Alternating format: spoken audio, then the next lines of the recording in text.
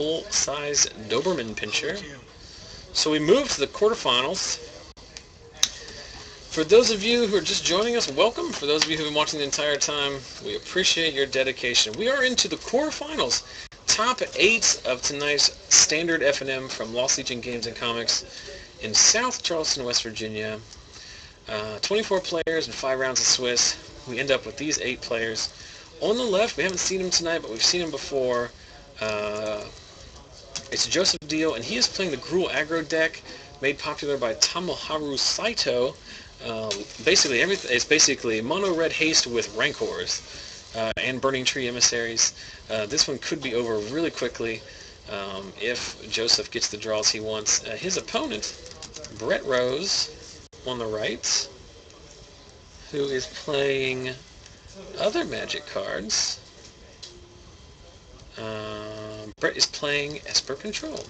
We saw him earlier tonight in one of our bonus matches play against Stephen Hager, I believe, and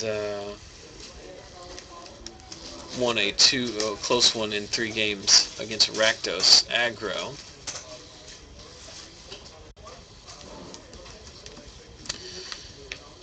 So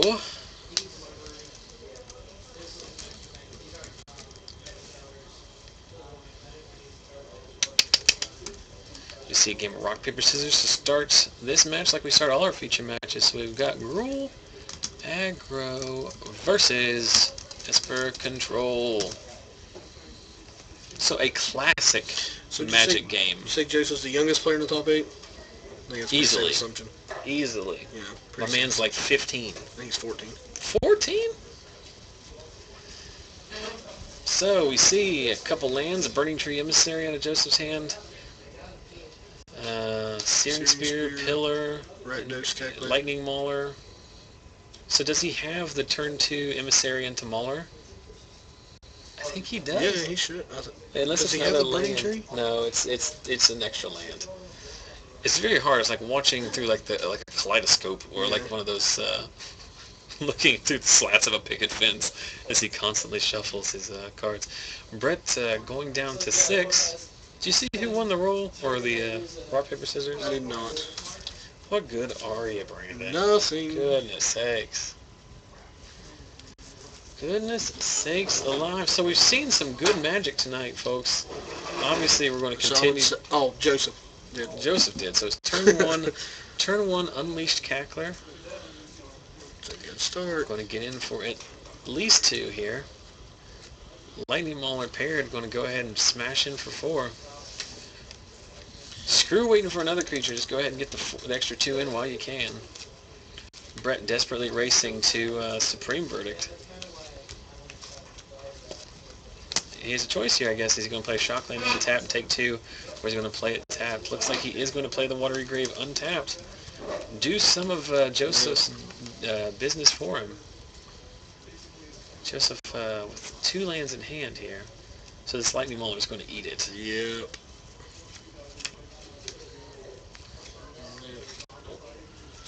Orzhov Charm. Not the best card in this situation because he's still going to going to have to pay some damage or pay some life to. Blind Obedience is completely pointless in this matchup right now. Well, it turns off all the haste creatures, but already at 8, missing his 3rd land drop. More he needs that. He needs the Blind Obedience turn 1, turn 2. And it's crazy that these red decks are such a thin, margin that turn 3 and turn 4 is so much different than turn 1 and turn 2. Yep, especially on the draw. So Joseph's hand is Pillar, and Flint Hoof Boar. That Blind Obedience doing its job. Pillar ya. Yep, I like this play. Pillar ya. Get the Pillar in waste tap. Cast the Pillars now while they're still in your deck. So facing down 5 damage. Brett needs to find a way to clear out both those creatures. Nope. So not like the perfect nut draw from Joseph, but a very aggressive start. And Brett you know, Against Esper Control, I mean, stumbling a little bit, you can't do that against this deck. no, against Esper Control, Deal doesn't need the ultra fast start, but a good solid start like he had there should be good enough. A 2-power 1-drop is plenty enough to ride it to victory. And more importantly than that, just being on the play, probably the most important thing. Yeah. And remember, his deck is capable, as we see him side in 3 Domre Rades and another card, I don't know what it is. Siding out, looks like Pillars. Siding out Pillars, bringing in 3 Domres and another card that I don't know. I don't know what Brett's bringing in. It just depends on whether he has access to cards like Blind Rock's Faithmender, cards like that.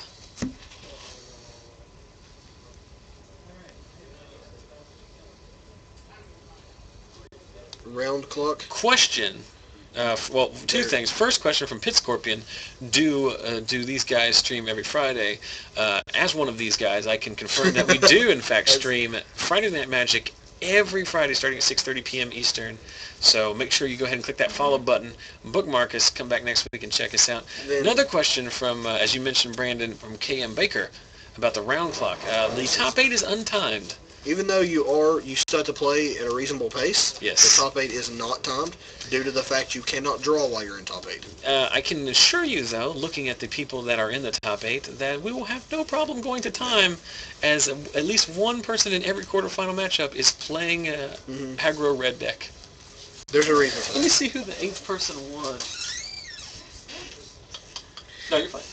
And the reason that people are playing Aggro red deck is because Volcanic Strength is so good. Was it David Livengood?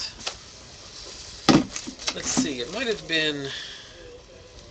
Yeah, it was David Livengood, who we saw lose to Naya Humans. He was the 3-2 that snuck into 8th place. So your top 8 is Grixis Control, Boros Aggro, Mono Red, Gruul Aggro, Esper Control, Jund, Naya Humans, and Blue-White Aggro. So 1 True Control deck, 1 Jund mid-range deck, and 1 Grixis Control deck, and then 5 decks with Searing Spears in them. You know why that is? Because red is really good? Because Volcanic Strength is so good! You love it. I think that maybe... You and Volcanic Strength should get a townhouse together or something. That's fun. For goodness sakes. That is fun. So, we move to game 2 here. Brett Rose down 1 game, but on the play this turn. Keeps his 7, plays Watery Grave tapped. Joseph answers with an Unleashed Rakdos Cackler. Brett playing his Drown Yard on turn 2 means he does not have a 3rd land. Yeah, so we see Burning Tree Emissary. We're going to see him... He says, slow your roll, Deal. Yeah. Making him sack the Rakdos Cackler. But he is going to... There we see the power of this deck. Turn 2 Emissary, makes a red and a green, play a Lightning Mauler, pair them, get in for 4. The Devour Flesh does make that 4 not 6 by getting rid of the Rakdos Cackler. But Brett's still going to take some damage here. Now, a lot of people ask the question, how does like the red aggro deck stabilize late game? And the simple answer to that is they don't. Yeah, they win by turn 6 or just lose. They're going to put a lot of... This is a classic red deck win strategy. I mean, this one has green cards in it, but they're basically red. Right. You're playing Rancors as Shocks, and Flint Hoof Boar is basically a red creature. Ultimate price on the Lightning Mauler. So just going to take 2. And if you're dealing with something like Rakdos Cackler here, seems like it'll be okay. Well, actually, if I'm Joseph right here, I hope the rest of the cards in my hand are all Searing Spears, because Brett can potentially untap into a Supreme Verdict. That's what Brett wants here. Another Rakdos Cackler land, Searing Spear, Rancor. Brett does not have the 2nd white mana he would need for Supreme Verdict. And I'm not sure if his list is playing Lingering Souls. We didn't see any in the first game. But we do see Blind Obedience, which turns off all the haste in Joseph's deck, and is going to let Brett gain some life to try and dig out of this hole. He's going to drop down to... No, another Ultimate Price. No, Devour Flesh. Sacking the Emissary. This is good. So only going to take 2. Obviously sacking the Emissary there because the Lightning Mauler strictly better in this situation because in a theoretical world where the red deck can get rid of the blind obedience, Mm-hmm. you can give something haste. Unleashed Cackler. There's an isolated chapel. Now let's see what follows. No play from Brett. So either his hand is full of counter spells or instant speed kill spells. Another third Devour Flesh with Extort. This is... So Joseph, again, sack the Cackler. What Joseph is going through right now is what we call in the Magic world annoying. Mm-hmm. Apply pressure, they answer every single time. It's just annoying. Yep, and there is a Ash Zealot. An Ash Zealot, I guess, if you want to get technical about it. Brett down to 1 card in hand, facing down 4 power of attackers. At 11 life. But, no. I believe it's land. Brett desperately needs a Sphinx's Revelation here. Does Joseph just have 3 land in play, or 2? He has, are they all mountains? He has 2 mountains in play. Okay. Because he's got Rancor in his hand, which would be really good right now. Yeah. Really good. And Brett, in turn, going to get his Drown Yard online. He desperately needs a Verdict here. Nothing. Spear? And that should... Did he draw another Spear? Yeah. So Brett has some response here. I like the attack before you play it. Make him show you. He's going to Demure Charm and Extort, so he's going to go up to 5.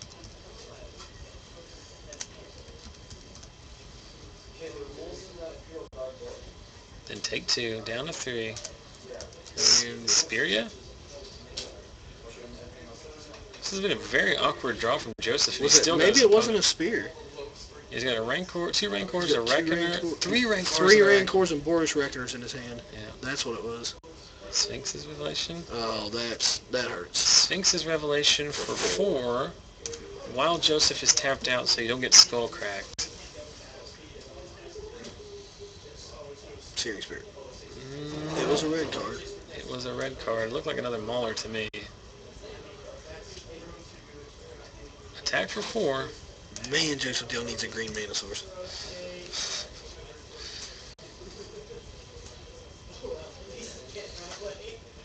It's a strong Kirk Noble. Yep. Strong Kirk Noble, 3 Rancors, and Boris Reckoner in his hand. Wow. Brett gets to untap with a grip full of cards this time, though. That's bad stuff for Joseph Dill.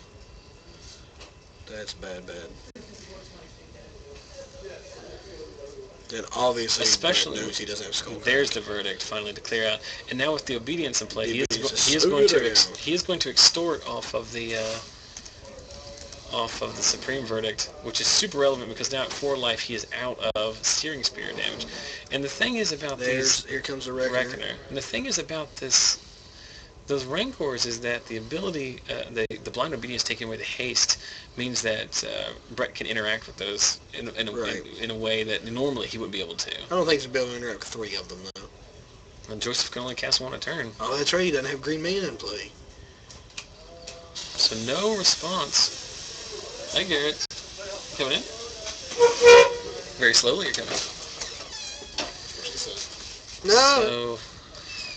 So Brett at 4 life with a grip of cards in his hand, staring down a Boros Reckoner, 3 mountains, Burning Tree Emissary, comes into play tapped. There's the green for Rancor. There's the green for Rancor. As you see it, though.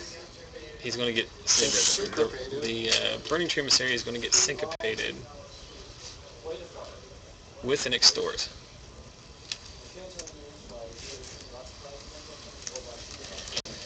Death by a million cuts, Extort. Does he have an Azorius Charm?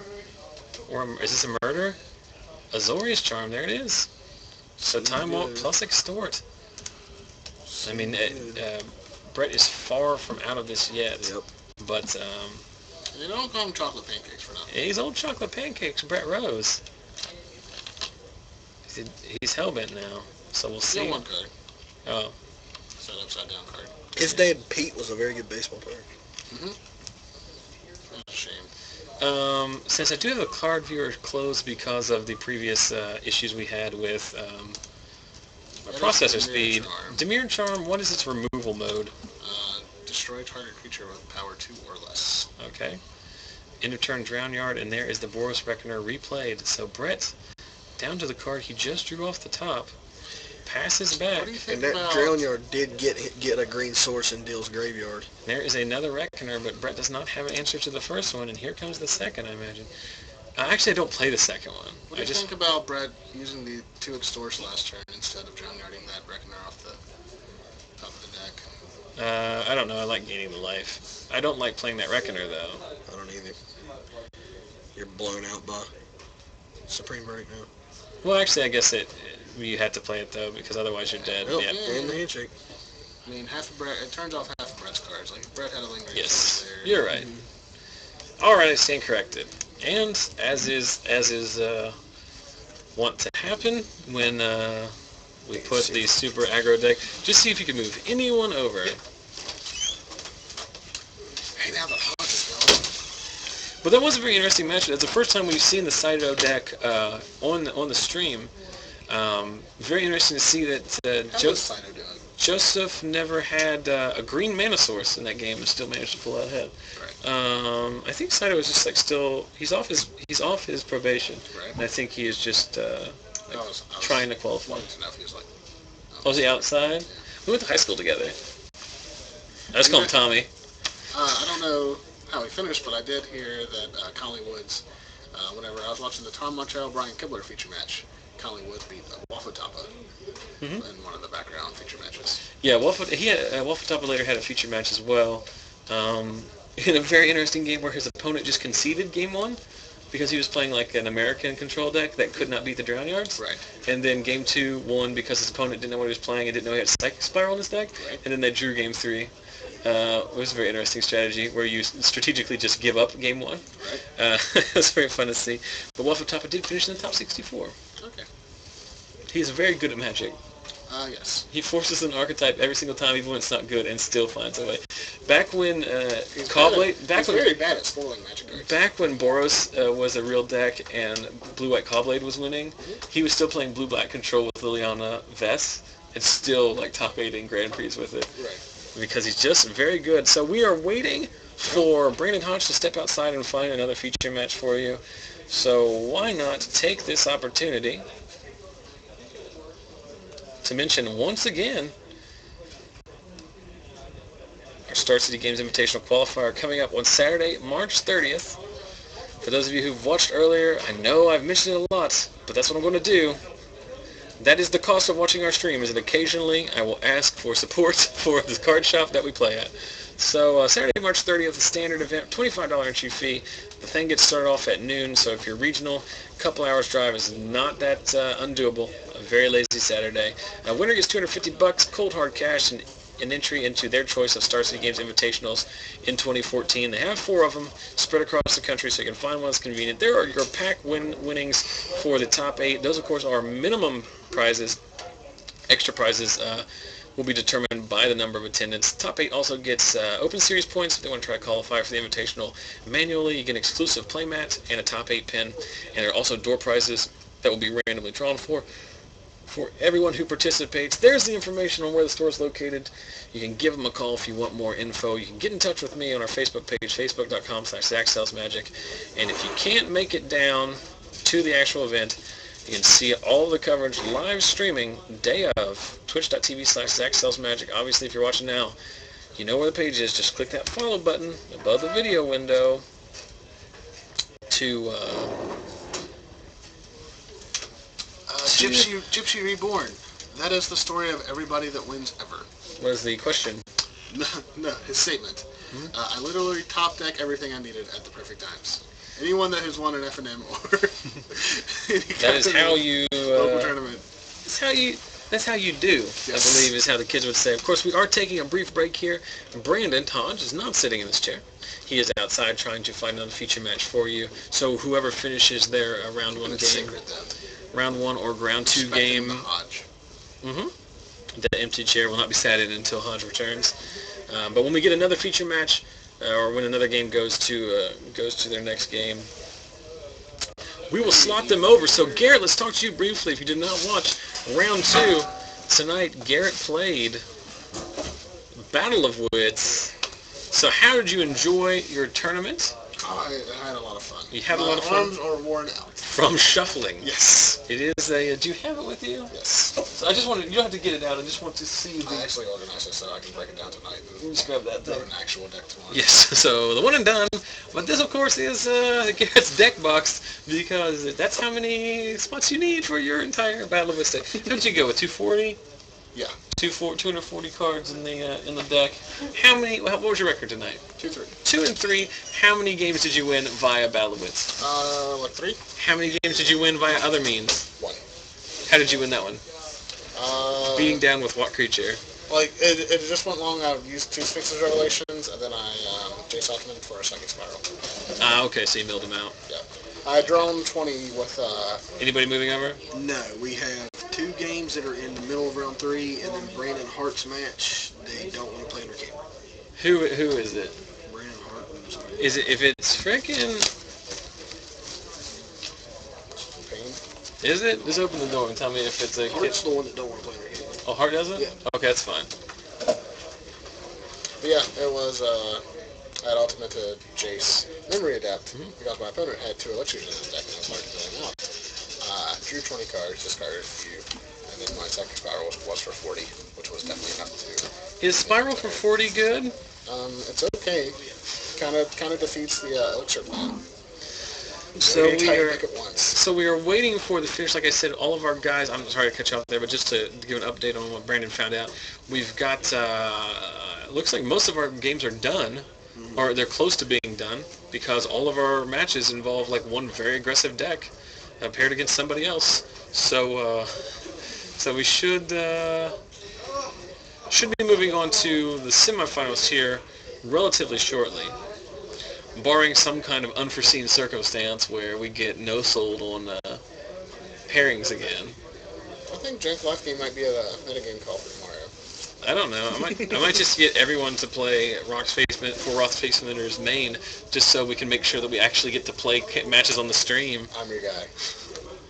For those of you who don't know, I went to Cincinnati for Rock's Faith Minter's main, and Karma said, we're going to pair you against Jund Control and Esper Control rounds 1 and 2. Yeah, you can't beat Esper Control, can you? I mean, you can, but like... I took him to game 3, and he walked 5, but then resolved 3 Sphinx's Revelations. That's 3 more than I think should exist in Magic, to be perfectly honest with you. I had him. So, well, were you in here when we were talking about the numbers for the Grand Prix in Charlotte?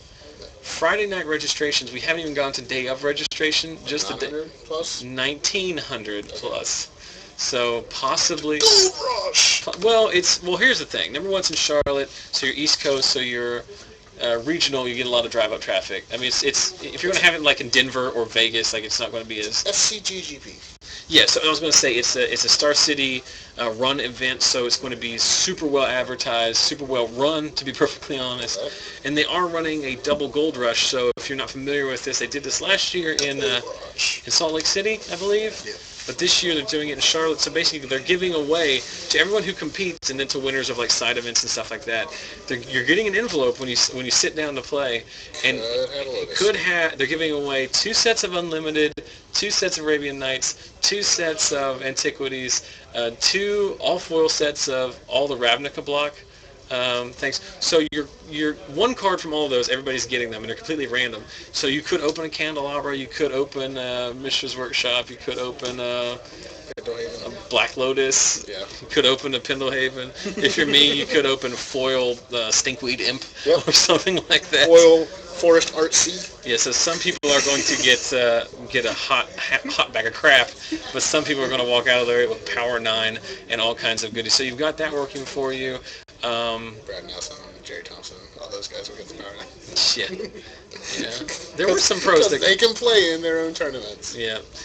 So that's what's going on there. So again, 1,900 people registered the night before. There's always day of, guys. Yeah. So I mean, Oh, you think people are going to show up on the day of? it's going to be clear. Well, there's Star City does let you do pre-reg, so there's going to be. I mean, that's not surprising. There's that many people already Right. because you can't register online.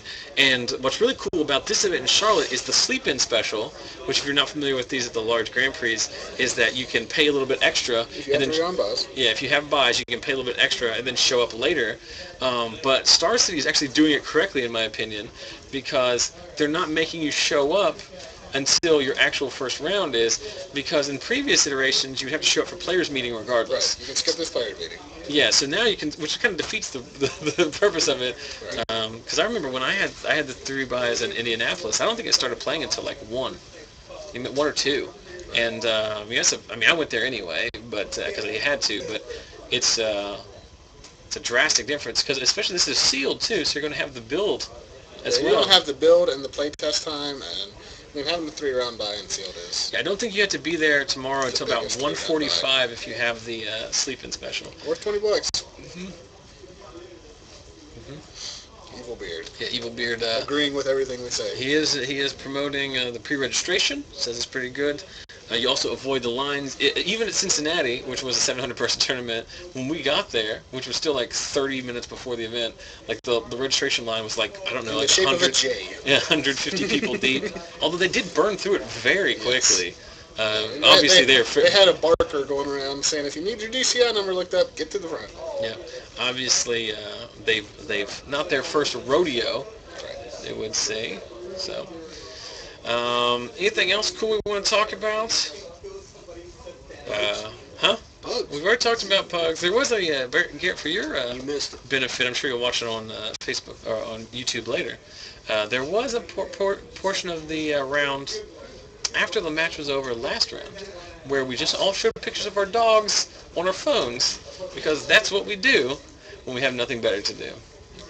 We are waiting, of course, for more Magic action, as we are getting no-sold by at least one competitor, and then waiting for the other matches to finish. So we will hopefully have some top 4 action. I'm going to investigate. I'll be back.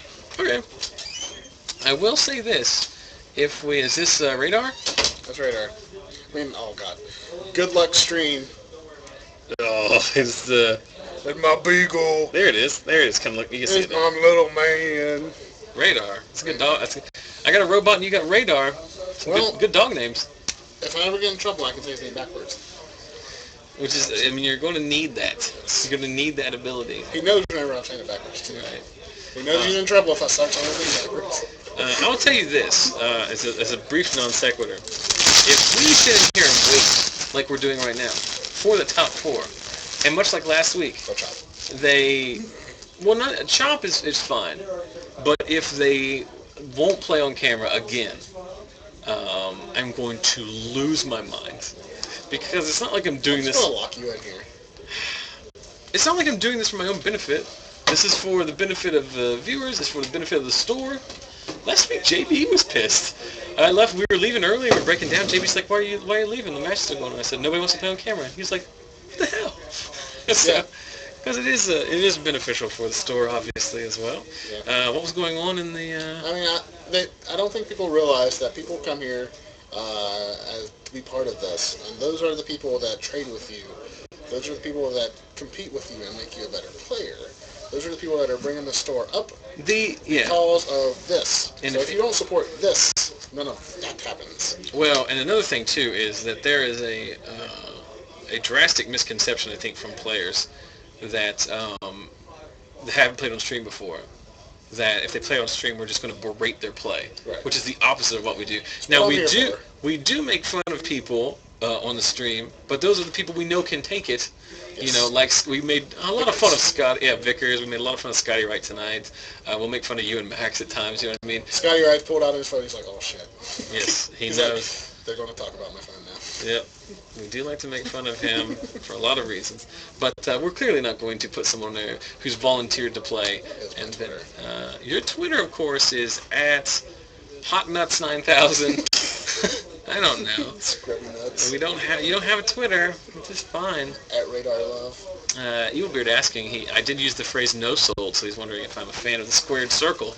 I've watched a fair amount of professional wrestling in my day. I don't currently watch anymore, but I have watched a lot. I'm oblivious to what you're saying here. That's fine. I don't want to play Black White Demons. Someone asking about what we thought of the event decks that were released today. Did you see what was in the event decks? Yeah, I saw what I know decks were released like 2 weeks ago. One of them, I think they finally came out today. I think they're for sale. One of them has a Thragtusk in it again, doesn't it? Well, express! It's still going to be $25 card. Yeah. And then... from now, or they're 26. Yeah. And a question in the chat from people why you wouldn't want to be on camera. It is a fair question because the majority of I can guarantee. I'll tell you this right now. There are 2 people in the store that have driven 40 minutes to play on camera. They could drive like 3 blocks over and play at another store, but they come here because they like the opportunity to play on camera. Right. Because first of all, it is neat, and second of all, it is beneficial. It is part of my decision every week. Yes. So I don't know, but obviously, while I will complain about not being able to have feature match, we will not directly fault anyone who doesn't want to play on camera. As long as your reason for not wanting to play on camera is I just don't want to be on Nerves. Yeah, nervous, or I don't want to be. We did have one gentleman that plays here that is a legal professional, like he's an honest to goodness lawyer, right. And he doesn't want like. When people Google his name, which I'm sure happens when you're a prosecutor or a defense lawyer or something like that. I mean, heaven forbid someone Googles Tom Martell, who is a lawyer, Matt Sperling, Finkel. I think when you're at that level of success, you don't really care. But I don't see a difference. I think Tom Martell hasn't Tom Martell retired at this point? No, Tom Martell still leaves GPs early. Like he was talking about how he missed his flight because he has to go to work on Monday. Oh. Well, I know he's like an entrepreneur. Like he has, I think Matt Sperling works for him, doesn't he? I don't know. I think he does. I think Tom Martell is like pretty well off. I think he's like. Matt Sperling just does whatever Tom Martell wants him to. Did you see an interesting thing too? For those of you familiar with the Pro Tour, I think it's very interesting. It's like no one's talking about is Svi Mauschowitz, who only plays like the occasional Pro Tour, like just casually top 20 at this event. Like no big deal. You know what I mean? Like I mean he's a Hall of Famer. It's not obvious. It's obvious that he's good, but. Like these guys like him and Finkel that can just like be away from the game forever and just pick it up randomly. Sorry, Evil Beard. Justin Upple plays at your shop. I'm a big fan of that kid. And wasn't his dad a professional Magic player? Oh, I don't know about that, but I know his dad has like top 8 like SCG events before. Okay. I did not realize Justin Upple was like 15 years old. Yes. Makes me feel like the oldest man in the world. He's very good. He almost qualified for the Pro Tour. I think he's like top 4 to SCG Open now too. Oh yeah, I think he's won SCG Open before. I know that he did well one weekend and then turned around in Legacy and almost did the exact same thing, like was running hot in Legacy portion too. You gotta run good. He's an ear, nose, and throws doctor, and he's only 16.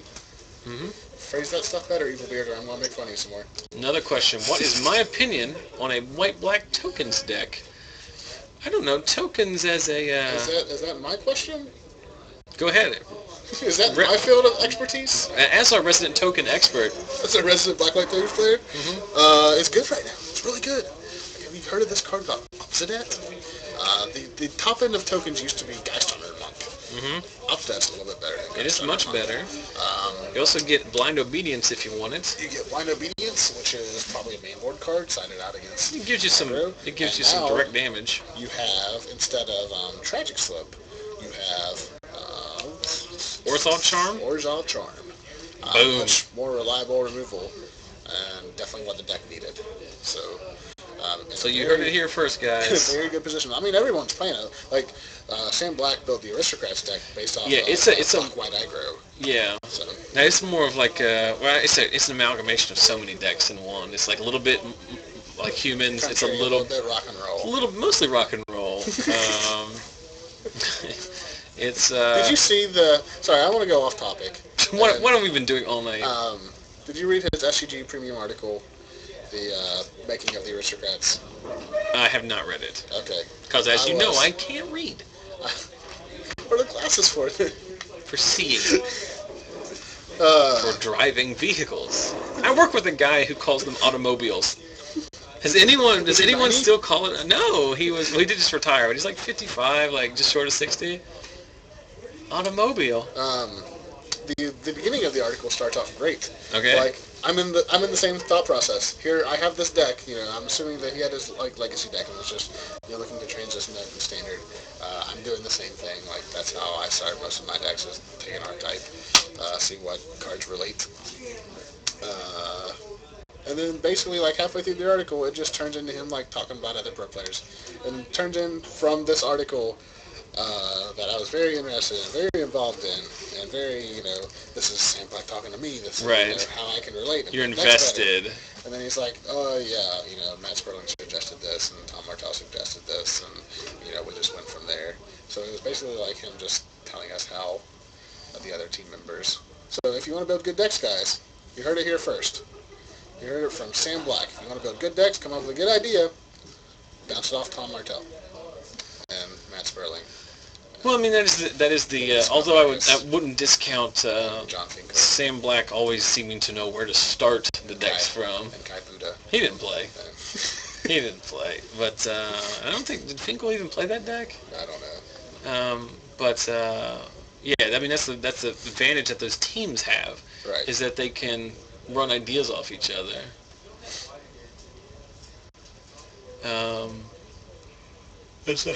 I just yawn on the stream like an old man. This sucks. So we moved to top I think 4. JB's ready for everyone to split. We're trying to overhear the splitting conversation. I think Brandon Brandon wants to split every week. Brandon would split No, I in think round Brandon 3. was the holdout, and I think he just said, yeah, I'll split if you guys want to split. God. Oh. I don't understand why you play Magic. It's like not even midnight yet. Like, why do you come to play? That's what I came to announce. They made 9 packs. So you pay $5 for the first 2, so you made 7 packs. Right. That's fine. 7 packs in store credit is $14. Right. I don't know if you want to come to FNM to grind out $14 profits once every 3 weeks. Over 4 then, hours. Yeah, I guess that's the way to go. Or you could just win the whole thing and get more than half a box. I don't know. Have some confidence in yourself. You know what you can't do? You can't chop top 4 Star City Games Invitational. You can win. Somebody's just going to run out and win $250 cash. Right. You can chop the top 2 maybe, but they have done that. Mm-hmm. And then Kenny got the bias, and then all right, guys. So once again, I apologize, but our competitors are letting us down. I don't mind when they chop. Actually, it's just the fact that I have to wait forever, and then they're like, "Oh, by the way, we're chopping," right. Because we couldn't have you on camera playing because we also refused to do that. So we refused to play at any point. We just don't want to play because I'm just here doing this for myself. Mm-hmm. You're here for I guarantee you, I guarantee you, if I stopped doing the stream, it would be like, "Why'd you stop doing the stream?" Well, here's some reasons. Because no one wanted to play on stream. Oh, we wanted to play. I don't know. Now I'm just being bitter old man, right? No, that's perfectly acceptable. I don't know. People are watching. We're up to like 150, 160 people. And then like just slowly dwindles down because people want to watch Magic. Believe it or not, no one wants to watch the 3 of us sit in a room talk about whatever. Talk about our dogs. Talk about Black White Toka's deck. Talk about how Kai Buddha did not play this weekend. He did not play. Because he's a real job. He's like, hey, I can possibly win $40,000. I can have a 1 in 600 chance, or 1 in 400 chance of winning $40,000, or I can just work as a professional stockbroker and just make a ton more money. That's what I think is cool about John Finkel. It's like John Finkel's like job. It's like he's a hedge fund manager for like a very lucrative hedge fund. Right. And like he just plays Magic because it's what he enjoys as his challenge. Right. He wouldn't chop. He wouldn't shop. And it's funny too, like Eric Froelich and John Dave Finkel, if you're in Charleston area. come down and crush our Star City Games invitation. Actually, we chopped top 4. Yeah, John Finkel will be like, guys, I don't know, the $14 is really tough to turn down. If you get the packs, at least I'm fine with it. You can crack some packs, but it's the guys that turn. There's a couple of them, people who I won't name, that are like they constantly want to chop. Like even if it was like 4 packs, they would just get the credit because it's like $5 credit cash profit. Right. It's like, jeez. I mean, like your deck costs $500. Mm-hmm. It's the worst investment possible. I don't know how much my deck costs tonight. I don't know, a lot of money. The most expensive deck right now is like John, just like $800 retail. Okay, I think I was like at $2,000 probably. I literally have like all the shocks. Right.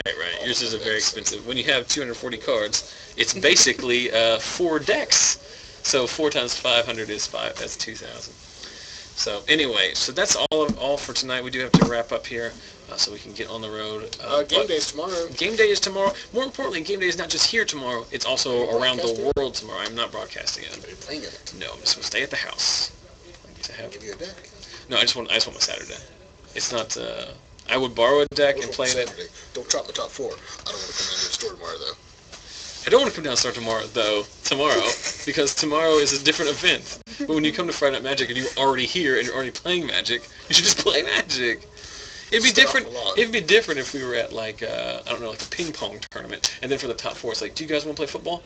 Football for the top 4?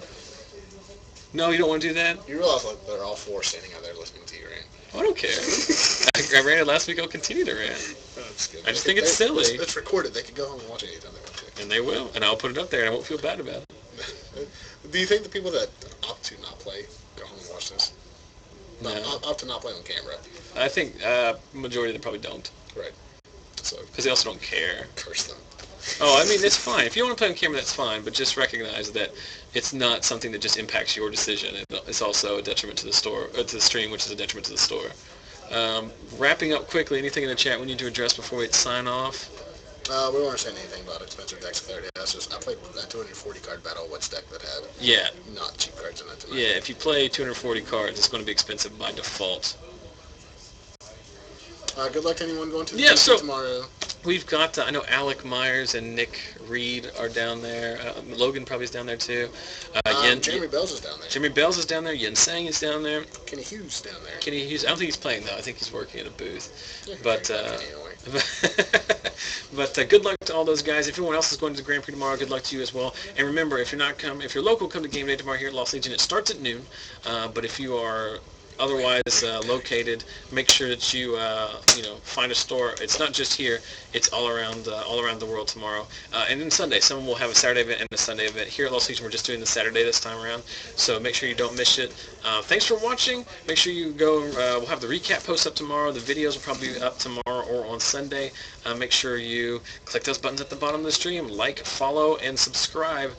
Help us out. If you feel so inclined, donate to our chip-in for the cash monies. And then we will be back here at a minimum next Friday. How many hours is that? That is like seven. About 7 hours from now, give or take. Minimum 168 hours. 168 I did that hours. math off the top of my head after being up till 6 a.m. So congratulations to Garrett for being good at math. Congratulations to everyone else for watching tonight. We always appreciate it. So head over to our Facebook page. Look for some cool pictures. We got a new meme from Tinder up tonight and things of that nature. So thanks to Brandon and Garrett, whose names are switched, for sitting in tonight on commentary. Thank you guys for watching. Thanks to the store for letting us do it. And we will be back here next week. We'll see you then. Get my automobile.